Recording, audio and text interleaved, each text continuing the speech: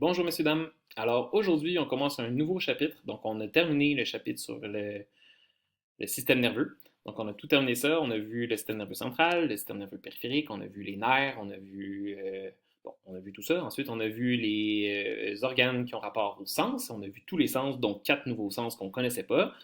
Et là, on a terminé tout ça et on commence le système musculo-squelettique. Et on va commencer par la partie sur les os. Donc, première chose. Donc, c'est quoi ce système-là? Donc, ce système-là, c'est quoi? Donc, ça va comprendre les os, ça va comprendre les articulations, ça va comprendre les muscles et ça va comprendre les tendons. Et le but de ces organes, ben, c'est d'assurer le maintien et la mobilité du corps. Donc, le maintien de la posture, par exemple, d'être capable de se tenir debout, et la mobilité du corps, le fait d'être capable de bouger. Vous avez peut-être déjà remarqué que les plantes, par exemple, n'ont pas d'os, sont quand même capables de se tenir droites en montant dans les airs. Pourquoi? Ben, si on se souvient bien, dans la cellule végétale, il y a une partie qui s'appelle la paroi cellulosique. La paroi cellulosique, c'est une partie de la cellule que nous, les animaux, on n'a pas. Mais la paroi cellulosique, c'est justement une paroi qui est rigide. Donc, ça leur fait office d'os, on pourrait dire. Donc, c'est pour ça que les plantes sont capables, ou les arbres, sont très durs, sont capables de monter, c'est parce qu'elles ont une paroi cellulosique. Nous, ce qui fait qu'on est capable de se tenir droit, ben, c'est grâce à nos os. Donc, on va voir tout ça aujourd'hui. Donc, aujourd'hui, on commence avec les os. Donc, c'est quoi un os? Ben, c'est un organe. Ben oui. Donc, même si c'est dur, on va quand même appeler ça un organe. Donc, on se souvient, c'est quoi un organe? Ben, un organe, c'est formé de deux ou plusieurs tissus qui vont assurer, une ou plusieurs fonctions spécifiques. Okay? Donc, il va y avoir plusieurs fonctions qui sont associées à un organe. Un tissu, c'est quoi maintenant? Ben, c'est un ensemble de cellules spécialisées qui accomplissent une même fonction. Donc, un os, ben, c'est composé de plusieurs types de cellules différentes qui sont dures à cause de leur composition un peu particulière. Donc, par exemple, il va y avoir un peu plus de calcium dans les cellules osseuses que dans les autres cellules du corps. Et ça va former un tissu conjonctif. Donc, si vous ne vous souvenez plus de c'est quoi la différence entre les types de tissus, vous retournerez voir dans votre cahier. Vous l'avez dans le début du cahier. L'os fait partie du tissu conjonctif.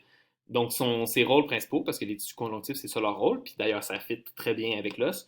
Donc, ça va être le soutien, la protection et l'entreposage. On va tout voir ça aujourd'hui. Où on retrouve ça, les os? Ben, on en trouve un peu partout. Donc, au centre de nos membres. Quand je parle des membres, je parle des bras et des jambes. Donc, au centre de nos membres. Sinon, autour de nos organes. Donc, autour de nos organes, je parle, mettons, du thorax. Donc, nos côtes, notre sternum, notre colonne vertébrale qui va protéger la moelle épinière, notre crâne qui va protéger notre encéphale, etc. Et finalement, ben, on en a des petits qui sont dans nos oreilles. Donc, les trois petits os de nos oreilles de chaque bord. Donc, marteau, enclume, étrier. Puis ça donne quoi? Ben, tout assemblé ensemble, ça va donner notre squelette. Donc, parlant de squelette, le squelette ici qu'on a, donc ça c'est un squelette humain. Le squelette humain il est composé de 206 os. À la naissance, on en a environ 300, mais plus on vieillit, donc dans les premiers mois de notre vie, là, plus on vieillit, ben, il y a des os qui vont se souder ensemble. On va en voir quelques exemples tout à l'heure. Donc on a des os au départ qui sont séparés, puis plus on vieillit, ils vont se souder ensemble. On a 7 os. Donc seulement 7. 7 os qui ne sont pas reliés à d'autres os dans le corps, qui ne sont pas reliés au squelette en général. On en a 3 que vous connaissez déjà, donc marteau, enclume, étrier. Donc ces 3-là qu'on a x2, donc de chaque côté. Donc ça fait 6 déjà dès le départ. Donc ces 3-là sont reliés ensemble. Donc ils ne sont pas tout seuls, mais sont reliés ensemble, ils ne sont pas reliés à rien d'autre. Donc ils sont juste reliés ensemble à rien d'autre. Tandis que si, mettons, si je pars du bout du doigt ici, ben, je peux me rendre au bout de l'orteil en ne touchant que des os. Donc, je touche des os, je touche des os, je touche des os, des os, des os, des os, des os, des os, des os, des os, des os, jusqu'à la fin. Si je suis dans l'oreille, puis je veux me rendre jusqu'au bout de l'orteil, si je pars de l'étrier, je vais faire étrier, enclume, marteau, puis après ça, je touche plus à d'os. Je touche plus à d'os. Je touche à plus aucun os. Donc, c'est pour ça que je dis qu'ils ne sont pas reliés au reste du corps. Il y en a un, par contre, qui est relié à rien du tout, qui est relié à aucun autre os, et ça s'appelle l'osioïde. Donc, l'osioïde, c'est un tout petit os qu'on a ici dans le cou, donc à l'intérieur de la gorge. Un petit os en forme de U. La pomme d'Adam va s'accrocher à ça. Il va y avoir certains muscles aussi de notre mâchoire qui vont venir s'accrocher à la pomme à l'osioïde. Puis cet os-là, ben, donc c'est ça, il sert à maintenir tout ça. Là. Il sert à ce que ces choses-là puissent bien travailler en ayant un ancrage. Mais sauf que s'il est fracturé, ben, c'est le signe qu'il y a eu probablement une strangulation ou un étranglement. Vous avez peut-être déjà vu des séries policières ou dans des films policiers que le médecin légiste est capable de dire oh, cette personne-là, clairement, elle n'est pas morte étouffée ou elle n'est pas morte noyée, elle est morte étranglée. Puis une des raisons qu'ils sont capables de dire pourquoi elle est morte étranglée, c'est parce que l'osioïde, si la personne se fait étrangler, il va être cassé. Et c'est pas mal la seule façon de casser l'ostéoïde. C'est en se faisant étrangler ou en recevant un très bon coup au niveau de la gorge. Là. Mais en se faisant étrangler, ça va casser l'ostéoïde. Donc voilà. Donc c'est une des raisons comment les médecins légistes sont capables de savoir si c'est une mort volontaire, donc par étranglement, ou une mort accidentelle, quelqu'un qui se serait étouffé par exemple. Donc voilà, donc c'est super important à savoir, mais c'est le seul os, il y en a seulement un qui est attaché à rien d'autre, à aucun autre os. Lui, il est vraiment comme, ben, il tient pas dans le vide là, parce qu'il est quand même pris dans des muscles, là, mais il tient à aucun autre os. Ensuite, notre squelette est séparé en 4 régions principales. Donc première région, ça va être la tête, okay, donc la tête et le cou. Ensuite, on va avoir les membres supérieurs. Les membres supérieurs, c'est tout ce qui est dans le bras, donc à partir du bout des doigts jusqu'à l'épaule. Donc l'omoplate va en faire partie. Ensuite, on a le thorax. Le thorax, c'est tout ce qui est à partir du cou jusqu'au bassin ici, donc la colonne vertébrale en arrière, les côtes, le sternum, les clavicules. Les omoplates aussi vont en faire partie, parce que les omoplates font un peu la jonction entre les deux. Et finalement, on a les membres inférieurs qui sont les jambes, à partir d'ici, donc à partir des hanches. Les hanches, c'est la partie ici de l'os du fémur, donc c'est ce qui sort des deux côtés, là, ici. Donc ça, c'est les hanches. Donc à partir des hanches jusqu'au bout des orteils. Le bassin, ben lui, il fait partie des membres inférieurs et du thorax parce qu'il fait la jonction entre les deux lui aussi, un peu comme les omoplates. Quelques os importants, donc je ne vais pas vous demander de retenir les 206 os. Moi, je les sais à peu près parce que j'ai étudié en physiothérapie. Là, ça fait longtemps que je les ai vus, fait que je m'en souviens peut-être même pas par cœur de tous mes os, mais je les ai déjà su par cœur, mes 206. Mais à vous, si vous allez en physio un jour ou en médecine ou quoi que ce soit, là, vous aurez probablement à les apprendre. En ce moment, ce n'est pas nécessaire, mais il y en a quand même quelques-uns qui sont importants. Donc, premièrement, les côtes. Donc, les côtes ici, on a 12 paires de côtes qui partent d'ici jusqu'aux les dernières qui sont là. Donc, de chaque côté, on en a 24 au total. Il faut savoir qu'on en a qu'on va appeler des côtes flottantes. Les côtes flottantes, c'est des côtes qui ne sont pas attachées directement au sternum. Donc, c'est les 4 ou 5, si je me souviens bien, dernières côtes ici. Elles sont attachées au cartilage de la 6e côte qui est ici. Donc, cette côte-là, elle est attachée au sternum, mais les dernières côtes qui sont dans le bas sont attachées au cartilage de la côte. OK? Donc, les côtes flottantes ici, sinon les côtes qui ne sont pas flottantes, et le sternum. Donc, tout ça ensemble va former la cage thoracique. Et la cage thoracique, pourquoi elle est importante? Pourquoi je vous en parle? Parce que la cage thoracique va venir protéger le cœur, les poumons, l'estomac, le foie, le pancréas. Okay? Donc, c'est son but, c'est de venir protéger tous les organes vitaux. Ensuite, on a le fémur. Pourquoi je vous parle du fémur? Parce que lui, il a un rôle très précis. Bien, il n'y a pas vraiment un rôle très précis, mais c'est l'os le plus long. Donc, c'est l'os le plus dur et l'os le plus long de notre corps. C'est l'os le plus fort aussi de notre corps, là, parce qu'il soutient beaucoup de charges. Donc voilà. Très difficile à casser. Donc chez des jeunes, chez des adultes normaux, là, c'est ultra difficile à casser un fémur. Si on se casse un fémur, c'est qu'on a eu un accident plutôt grave. Mais malheureusement, chez les personnes âgées, ça va souvent arriver que les personnes, quand elles vont tomber, c'est pour ça qu'on parle que les chutes chez les personnes âgées sont très dangereuses. Parce qu'une personne âgée qui va tomber sur sa hanche, par exemple, qui va tomber sur le côté, et qui vient se cogner ici sur sa hanche, la tête du fémur ici risque de casser et il y a beaucoup de vascularisation qui se passe par là. Puis malheureusement, les personnes âgées qui se cassent la hanche, il y a de fortes chances des fois qu'elles en meurent. Ça a l'air un peu intense de dire ça, qu'elles se sont cassées un os puis qu'elles en meurent, mais ça, c'est vraiment dans des cas extrêmes de personnes âgées plutôt malades. Là. Mais normalement, cet os-là ne casse pas. Il est vraiment très fort, cet os-là. Mais quand on vieillit, nos os ils deviennent de moins en moins efficaces. Puis si le fémur a à casser, c'est quand même une mauvaise nouvelle. Ensuite, le crâne. Donc, le crâne protège l'encéphale. Donc, son rôle principal, c'est de protéger l'encéphale. Puis lui, donc, comme je disais tantôt, on avait 300 os quand on est bébé. Puis là, finalement, plus on vieillit, on en a 206. Ben, c'est que notre crâne, au départ, on en a 9. Donc, on a 9 plaques différentes, donc on pourrait dire, là, qui sont 9 os différents. Puis, dans les 2 premières années de notre vie, elles ne sont pas complètement fermées. Vous avez peut-être déjà entendu parler de ça, qu'il faut faire attention quand on flatte la tête de bébé, parce qu'on pourrait toucher, entre guillemets, au cerveau. Là. C'est pas vraiment vrai. Ça s'appelle les fontanelles. Les fontanelles, c'est comme des trous qui sont formés par le fait que les os ne sont pas encore fermés les uns sur les autres. Mais effectivement, il faut faire attention de ne pas aller peser là-dessus. D'ailleurs, si vous mettez la main sur un bébé qui est naissant, si vous mettez votre main comme ça à plat, là, sans trop peser, là, vous pouvez sentir le pouls du bébé. Donc, comme quand on met notre main ici pour sentir notre pouls, si on met notre main à plat tranquillement sur la tête d'un bébé, on peut sentir le pouls par les fontanelles, par le trou, parce qu'il y a du sang qui passe en dessous. Puis tranquillement, jusqu'à 2 ans, ben à 2 mois, la plus grosse fontanelle qui est derrière la tête se ferme. Puis entre 2 mois et 2 ans, ben, toutes les autres petites fontanelles vont se fermer aussi. Puis à 2 ans, le crâne est complètement refermé. Dernière information par rapport à ça, on a quelques os dans notre corps que vous connaissez probablement sur les premiers noms que je vais vous montrer, qui c'est des erreurs. Enfin, on ne devrait pas les appeler comme ça. Je vous montre c'est quoi les vrais noms scientifiques. Est-ce que vous êtes obligé d'apprendre les vrais noms scientifiques? C'est fun à savoir, mais dans la vie de tous les jours, tout le monde va savoir de quoi vous parlez si vous parlez des noms qui ne sont pas en gras. Puis si vous parlez des noms en gras, personne ne va savoir. Sauf que si vous allez chez le physiothérapeute un jour et vous parlez des noms qui sont en gras, il va vous trouver vraiment hot. Donc, les omoplates. Donc là, ce qu'on a ici dans le dos, en français, on dit omoplate, mais on est le seul langue qui va dire omoplate. Tout le monde parle de la scapula. Ça, c'est le vrai nom scientifique, c'est la scapula. Le cubitus, qui est un os qu'on a dans notre main, dans notre avant-bras, en fait, pardon.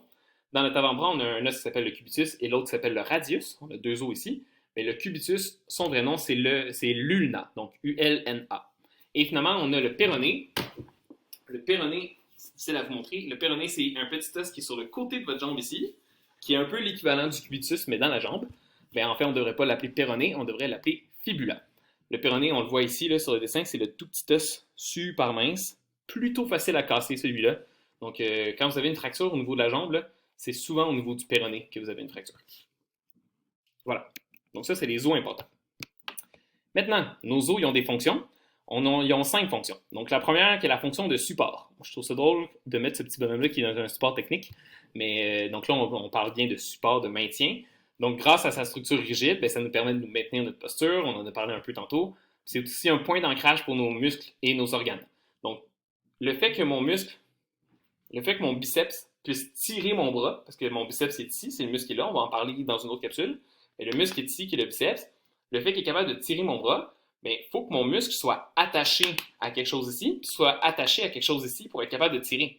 S'il n'est pas attaché à rien, ben, c'est comme si je lançais une corde dans le vide. Si je lance une corde dans le vide, je vais être capable de rien tirer. Donc, il faut qu'il soit attaché à quelque chose, il faut que ce soit quelque chose de dur. Si je lance ma corde sur une petite branche molle de mon arbre, ben, jamais je vais être capable de tirer mon arbre. Si je lance ma corde sur une grosse branche dure de mon arbre, là, ça se peut que je sois capable de tirer puis de, mettons, faire tomber mon arbre. Ben, c'est la même chose avec mon os ici. Comme mon os il est dur, il est solide, mon muscle peut s'attacher facilement. C'est un point d'ancrage, il est capable de tirer. Ensuite, protection, ben, pardon, on en a parlé, donc la cage thoracique, le crâne par exemple, la colonne vertébrale, qui vont protéger la moelle épinière, pardon. Donc la protection, qui est un deuxième rôle très important. Troisième rôle, mouvement, mais ça vient un peu avec ce que je viens de dire par rapport au sport. Donc les muscles vont participer au mouvement avec les os. Les os vont faire affaire de levier. Si vous vous souvenez plus c'est quoi un levier, retournez dans vos notes de cours de techno de secondaire 2. Donc en techno secondaire 2, on a vu c'est quoi un levier. Ben, c'est le même principe dans le corps humain. Donc un levier avec un point d'appui, une charge, puis un point de résistance. Donc c'est ce qui se passe avec nos os. Nos os vont agir de levier. Ensuite, on a l'entreposage. Donc, dans nos os, on va entreposer certaines matières importantes. Par exemple, les lipides vont être entreposés dans la moelle osseuse jaune, qu'on va voir tout à l'heure, qui sont dans les os longs. Puis on va voir aussi nos tissus osseux. Donc, l'os comme tel est une réserve de minéraux, comme on parlait tantôt de phosphore ou de calcium. Et finalement, la dernière partie de notre os, pardon, dernière partie de notre os, qui est la partie production, pardon. Donc, nos os vont produire des choses super importantes qui s'appellent les éléments figurés de notre sang, globule rouge, globule blanc, plaquettes sanguines. Et ça va se passer dans la moelle osseuse rouge. La moelle osseuse rouge, elle est à l'intérieur des os plats, courts et irréguliers, qu'on va voir aussi dans quelques instants. Voilà. Et finalement, on a 4 types d'os. Donc, ceux que je parlais tout à l'heure, os long, os court, os plat, os irrégulier. Donc, les os longs, les os longs, on les retrouve principalement dans les membres. Donc, les bras, les doigts. Okay? Donc, les doigts, là, juste petite information, ne partent pas d'ici. Un doigt va partir du métacarpe. Les métacarpes, c'est ici. On a les carpes qui sont dans les poignets, qu'on va voir dans quelques instants.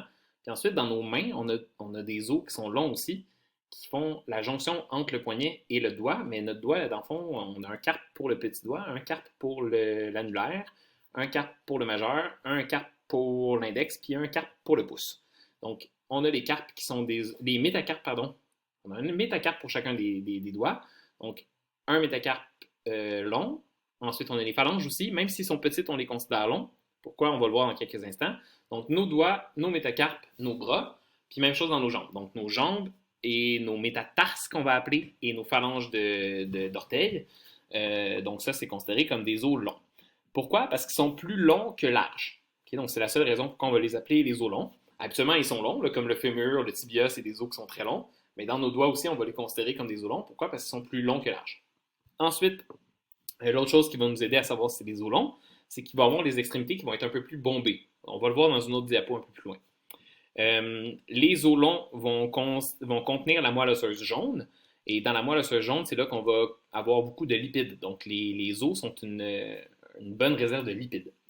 Ça va être dans la partie longue de l'os. Et finalement, on va avoir des os qui sont compacts et des os qui sont spongieux. Ça aussi, on va le voir dans une autre diapo dans quelques instants. Ensuite, on a les os courts. Donc, les os courts, on va les retrouver dans les poignets et dans les chevilles. Donc, les chevilles et les poignets, c'est comme le même endroit du corps, on pourrait dire. Quand on était encore un animal à quatre pattes, ben c'était similaire. Donc, les os sont très similaires aussi. On va les appeler les carpes dans les poignets. Puis, dans les chevilles, on va appeler ça les tarses. Donc, sont souvent plutôt de forme cubique. Donc, ils sont tout petits. C'est pour ça qu'on les appelle les os courts. C'est qu'ils sont tous pareils. Ils ne sont pas pareils. Ils ne sont pas un cube parfait, mais ils sont de forme cubique. Donc, ils sont à peu près de la même longueur, de la même largeur, de la même profondeur.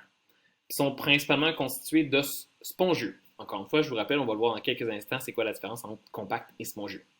Ensuite, on a les os plats. Donc, les os plats, on va les retrouver dans le crâne, dans les côtes, le sternum, les omoplates, la scapula, les scapulas.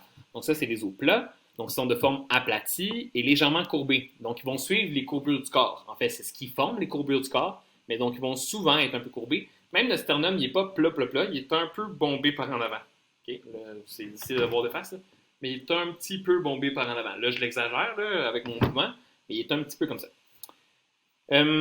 Et souvent, les os plats, c'est eux qui vont plus avoir un rôle de protection. Donc, nos os longs vont avoir un rôle de levier là, pour nos muscles, comme on parlait tout à l'heure. Les os plats, ils vont plus avoir un rôle de protection.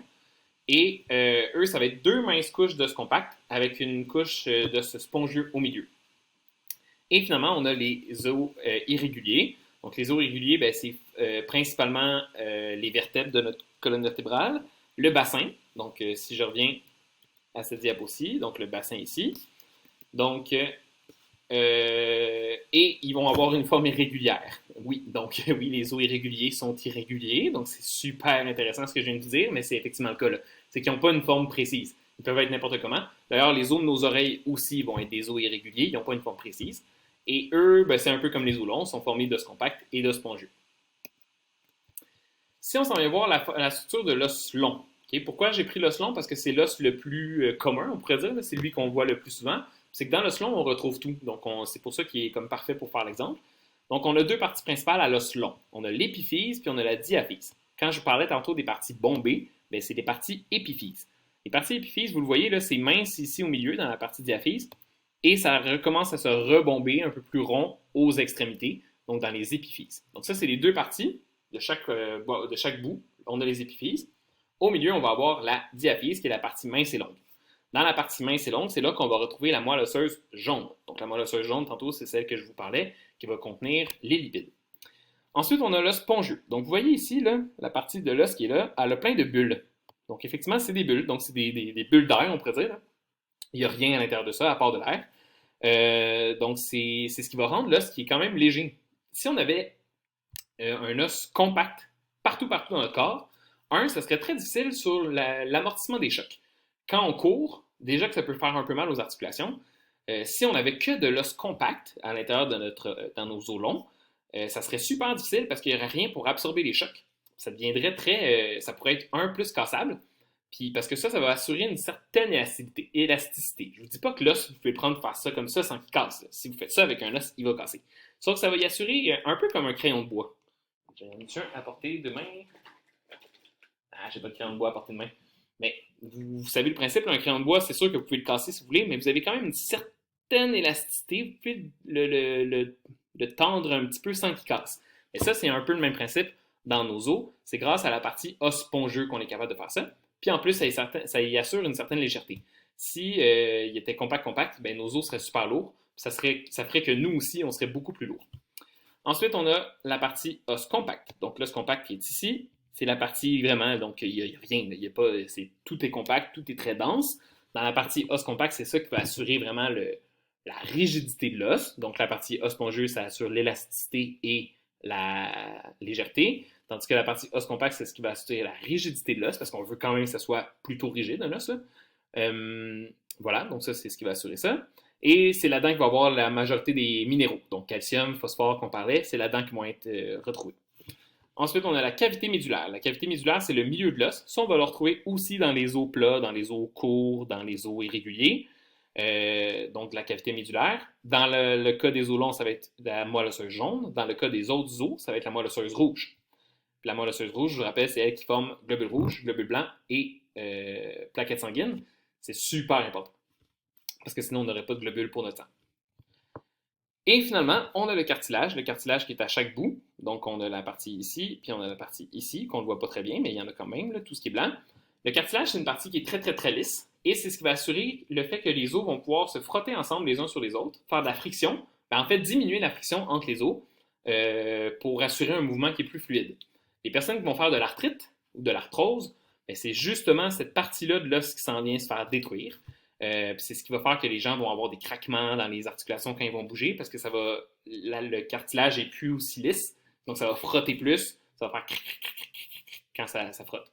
C'est un peu le même principe que si vous avez un moteur de voiture qui est rouillé, le moteur de voiture va faire du bruit parce que dans le mouvement de pompage de la voiture, ça va frotter les uns sur les autres, sur les métaux, puis ça va faire du bruit, ça va même casser de plus en plus. C'est le même principe avec les os. S'il y a des problèmes au niveau des articulations, au niveau du cartilage, pardon, ça va frotter plus, puis ça va créer des douleurs, ça va créer des sons, des craquements, etc.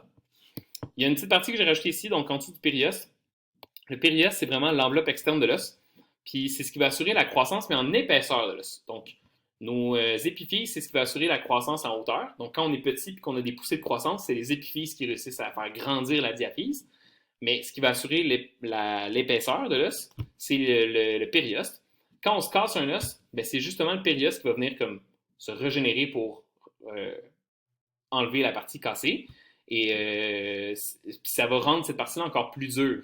Donc, on a l'impression que nos os, effectivement, nos os, quand on se casse quelque chose, ils deviennent plus rigides, ils deviennent plus solides. Sauf que, malheureusement, ils perdent de leur élasticité parce qu'on perd de l'os spongieux quand on se casse un os. Parce qu'on le remplace par un os compact à cause du périoste qui s'en vient transformer la partie cassée en os compact. Donc, on le rend plus solide, sauf qu'on le rend moins élastique, ce qui n'est pas nécessairement mieux. Quelques faits intéressants sur surtout la colonne vertébrale, en fait. Donc, en ce qui concerne la colonne vertébrale, ce qui fait qu'on peut bouger. Okay? Donc, ce qui fait qu'on est capable de vraiment se pencher, puis rendre notre dos rond. Là. Donc, ce mouvement-là, c'est au fait qu'entre chacune des portions de notre colonne vertébrale, je vais revenir ici à l'image. Donc, vous voyez sur l'image ici, on a des petits disques qui sont gris. On appelle ça les disques intervertébraux. Les disques intervertébraux, c'est des petits coussins qui, vont absorber les chocs. Donc, quand on marche, quand on est debout, quand on tombe, peu importe, chaque contre-coup qu'on reçoit à cause de notre marche va être absorbé par les petits coussins. Okay? Donc, ça diminue la douleur qu'on peut avoir au niveau du dos. Puis, ce qui se passe, c'est qu'entre chacune des vertèbres, donc on a 2 vertèbres qui sont comme ça, chacune des vertèbres est capable de faire un petit mouvement de flexion. Pas beaucoup, là. Donc, il est capable de faire ça à peu près comme mouvement. Sauf que si je fais ça entre 2 vertèbres ici, puis la vertèbre d'en dessous, j'y rajoute aussi ce mouvement-là, puis la vertèbre en dessous, j'y rajoute encore le même mouvement, ça fait qu'à la fin, chacune de mes vertèbres qui plie de plus en plus va faire que mon corps au complet va plier de plus en plus.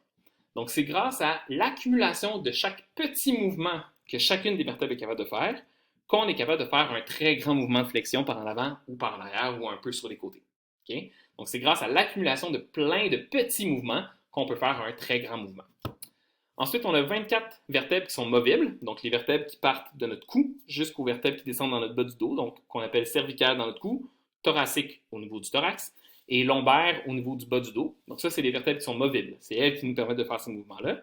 Puis on a 8 à 10 autres vertèbres qui sont soudées ensemble, donc ils ne bougent pas. Dans le sacrum, c'est cette partie-ci, donc le derrière du bassin, là. Le sacrum, c'est ici. Et finalement, le coccyx. Le coccyx, c'est la chose qui vous fait mal là, quand vous tombez à la renverse assis par terre. Là. C'est ces toutes petites vertèbres-là. C'est des vertèbres aussi. Elles sont minuscules. Et le coccyx, le coccyx, c'est elle qui a le nombre diffère. Donc, c'est pour ça que je dis de 8 à 10 vertèbres soudées. Parce que certaines personnes, ça va être 8. Il y en a d'autres, ça va être 9. Il y en a d'autres, ça va être 10. Puis c'est au niveau du coccyx.